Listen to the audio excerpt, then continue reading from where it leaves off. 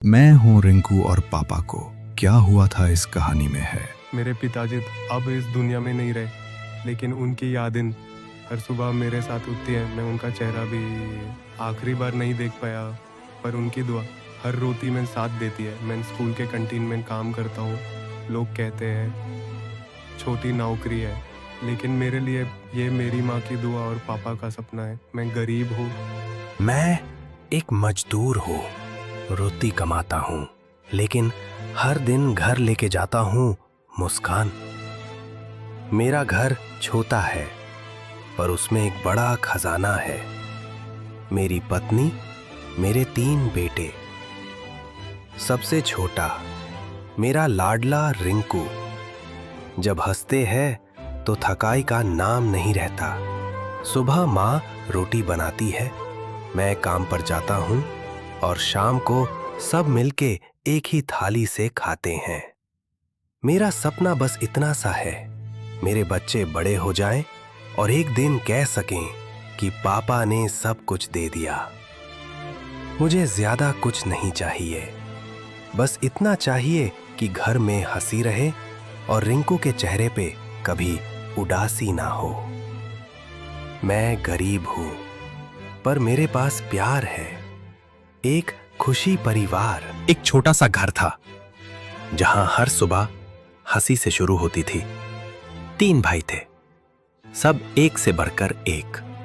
माँ की ममता, पापा की मुस्कान और एक प्यारी भाभी जो इस घर में खुशियों का रंग भर गई थी। बड़े भाई और माँ मिलके एक छोटा सा होटल चलाते थे, वहीं से घर का चूल्हा जलता था। और मैं तो बाहर ऊटी में स्कूल के बच्चों को खाना खिलाता हूं, लेकिन सबका लाडला था। नाम है मेरा रिंकू, मैं सबसे छोटा था। सब मुझे प्यार से छेड़ते, माँ के गुर में सो जाता। पापा ज्यादा नहीं बोलते थे, थोड़ा नाडन थे, पर उनकी एक मुस्कान पूरे घर का गाम मिटा देती थी। ये था मेरा सपनों का घर, जहां सब कुछ था, प्यार, मुस्कान और एक दूसरे के लिए सम्मान। लेकिन जिंदगी हर रोज एक जैसी नहीं रहती। रिंकू, तू मुझे देखने आएगा या मैं इंतजार करता रहूं? ऊटी से लौटने के बाद घर का माहौल बदल गया था। माँ और भाभी छोटी परी को संभालने में बिजी थी और पापा बेड पर एक कोने में चुपचाप लेते रहते। उनकी आंखों में वो चमक नहीं थी जो पहले होती थी। पहले हंसमुख रहते थे, हर बात पर हंस देते थे, लेकिन अब बस चुप और उदासी। दिन गुजर रहे थे, लेकिन पापा के चेहरे पर मुस्कान वापस नहीं आ रही थी। धीरे धीरे उन्होंने खाना पीना कम कर दिया। माँ कहती, थोड़ा सा खा लो। पापा बस सिर हिला देते और कहते, मेरा रिंकू होता तो मैं खा लेता। रात होते ही एक नई कहानी शुरू होती। पापा बेचैन हो जाते, कमज़ोर आवाज़ में कहते, पानी दो, रिंकू को बुलाओ, रिंकू को बुलाओ। माँ कहती, वो ऊटी में है, आएगा। लेकिन पापा चुप नहीं होते, जैसे उनके दिल में बस एक ही आवाज़ घूम रही हो, मेरा बेटा कब आएगा। मैं ऊटी में था। एक दिन माँ का फ़ोन आया। माँ कहती, रिंकू, पापा की तबीयत बहुत ख़राब है। रात दिन तेरा नाम लेते रहते हैं, तेरे बिना बिल्कुल टूट गए। उस पल मुझे समझ आ गया, मुझे तुरंत घर लौटना होगा। सफ़र का हर पल लंबा लग रहा था, जैसे वक्त रुक गया हो। बस दिल में एक ही दुआ थी, भगवान, पापा को मुझे देखने तक संभाल के रखना। घर पहुंचते ही माँ दरवाजे पे मिली। उनकी आंखों में आंसू थे।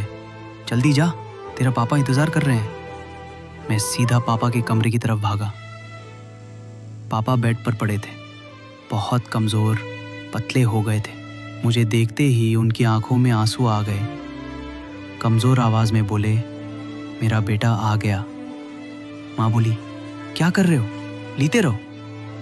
पापा ने कहा, अपने बेटे को लेते हुए कैसे मिल सकता हूँ। मैं देखता रहा। पापा ने बेड के सहारे अपना शरीर उठाया। उनके पैर काँप रहे थे, हाथ कमज़ोर थे, लेकिन दिल में जो मोहब्बत थी उसने सारी तकलीफ हरा दी। मैं तुरंत आगे बढ़ के उन्हें संभल लिया। पापा ने मुझे जोर से गले लगाया, जैसे सालों का प्यास एक पल में बुझ गया हो। रिंकू, तू जा रहा है, मुझे कौन देखेगा बेटा। रात के अंधेरे में मैं गिर गया था बेटा। तब से पैरों ने साथ छोड़ दिया और जिंदगी एक जगह रुक गई।